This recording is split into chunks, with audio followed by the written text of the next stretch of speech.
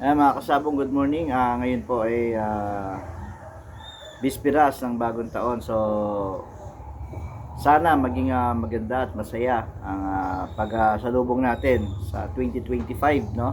Happy New Year po sa lahat ng ating mga kasabong, sa ating mga kasalpukan. Shout out din kay Sir Melbert Flores, yung ating mabuting kaibigan, at kay Sunny Kalisin ng Lucky Temple. Yan. Good morning mga kasabong. Ngayong araw na to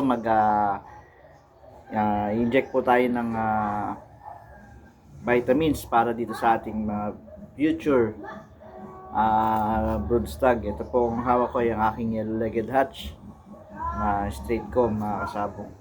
Ayan. Yung bibigay natin sa kanila, yung mga ordinaryo lang din na vitamins na kadalasan ginagamit ng ating mga kasamang magsasabong, mga kasalpukan.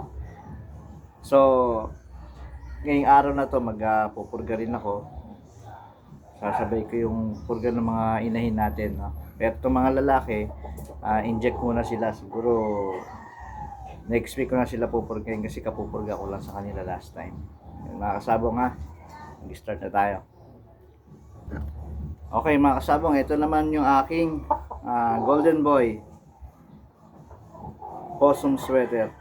High station talaga siya. Pangkat nakakross to sa Gilmore Hatch. Ang nanay nito is Red Game Farm na inahin. Golden Boy na cross din sa Possum. Ninabili ko po yun nung expo. Ayan mga kasabong, ito yung itsura. Pagka pongkan siya, high station, Picom, ang laki ng mata. Ito yung mga gusto ko, tinahanap ko sa mga gagawing broodstag, no? Kahit na hindi na natin siguro subukan ilaban, kasi alam naman natin yung line ng manok. Tingnan muna natin sa kanila magiging anak, mga kasabong. Ayan. Bali next year, ito nagsisimula na ako mag-breed ng manok. Kakaroon na naman tayo ng mga pang-out. Siyempre, pipiliin natin yung mga magaganda para dun sa ating mga solid na buyer, no? Siyempre, tayo naman mga nagbe-breed, ayaw naman natin magbenta ng wala naman talaga nagbebenta ng mahinang manok. Siyempre, iwan na natin sa atin yung mga mahihina, tayo nang maglaban nun, tayo nang magpalaks nun. Pero siyempre, yung bebenta natin sa mga buyer natin, yung mga the best, diba? Para uulit-ulit sa atin at hindi tayo napapaya. Yan, ito nga ulit yung aking Golden Boy Possum. Yan, guwapo. Sana maging maayos yung mga anak.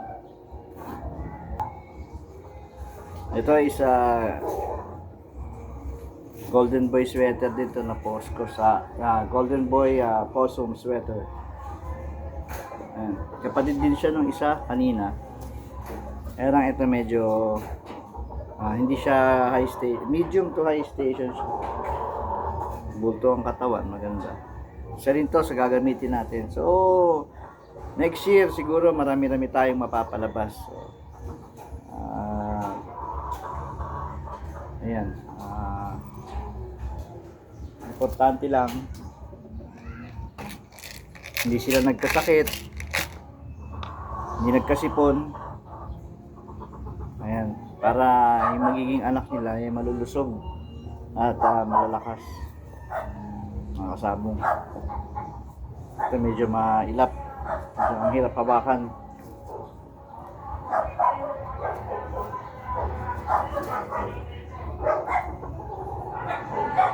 Sana maging maganda yung palabas natin ngayong taon, mga kasabong, no? Para makasali tayo uli sa mga palaban ng salpukan at sa mga ibang stag derby. Medyo busy po kasi tayo ngayon. Alam nyo na sa government po ako ngayon. Medyo malapit na ang eleksyon, kaya medyo magiging busy na kami. So inahanda ako na yung mga stag, lalong lalo na ngayon, long weekend. haba ng bakasyon namin, inasikaso ko na sila. Dahil pagkatapos nun, break trabaho na naman, si Mrs. na naman na magpapakain ng ating mga alagang manok. Okay, ito na yung ating Gilmore Hatch. 3/4 Gilmore Hatch, no? Tatay nito is Gilmore Hatch.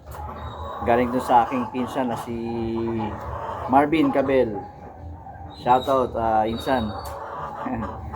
Ito na yung anak nung galing sa'yo.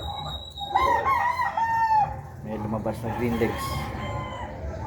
Ang nanay nito is Gilmore din na nakakross sa high action. Bali 4 tong gagamitin nating broodstag. 12 yung inahin natin dyan. So sa tingin ko naman marami-rami tayong mapapalabas ngayong taon. Ayan mga kasabong. Medium to high station, malapad din yung katawan niya. Ayan mga kasabong. Pagka nagkakasipon nga pala yung mga sisiw mga kasabong, ang ginagawa ko lang antibiotic na amoxicillin na halo ko sa tubig. Pero para man ma-prevent nyo yan, sisiw pa lang, lagyan nyo na ng antibiotic. Yun ang sa akin hindi ko lang alam yung ginagawa ng ibang pero sa tagal ko na po nagpapalahit, nagbibreed, okay naman po talaga siya, wala akong naging epekto sa kanya. Lumaki naman na maayos. Actually ito mga manok natin, hindi na po tayo nagba-vaccine. Wala pong vaccine itong mga lalaki natin. Ang vaccine ko lang po dito is B1B1. Yun lang po. Hindi na ako ibang Purisa, wala na. Colpax hindi na rin kasi wala namang bulutong yung ating mga manok dito. Hindi ko lang alam kung sa ibang lugar pag napunta yung manok. Sa bagay, wala naman po kasing balita na pag nabiling manok ko nagkakasakit. So, hindi ako naglalagay ng masyadong gamot dito sa manukan. Hindi ako nag-i-inject o nagpapabaksin.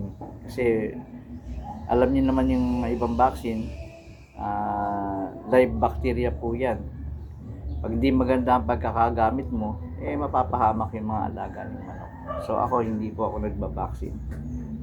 Marami rin naman hindi nagbabaksin. Sa akin lang po. Pero kung kayo masyadong crowded yung manok nyo, syempre kailangan talaga ng vaccine tulad sa mga farm. Hindi naman talaga mawawala yan. Kailangan nila yan. Pero sa ating mga backyard na ganito lang kaliliit, wala pang 50 yung mga manok, hindi natin kailangan siguro na yan. Basta't magandang alaga lang. Lalo na ngayon, matututukan nyo pag konti ang manok nyo. Diba? Yun na po ngayon sa araw na to mga kasabong. Bukas, panibagong taon na naman po. Sana maging maayos at masaya ang buhay ng lahat ng ating kababayan, mga kaibigan, mga kasabong, katrabaho. Happy New Year po sa inyong lahat at mabuhay po tayong lahat.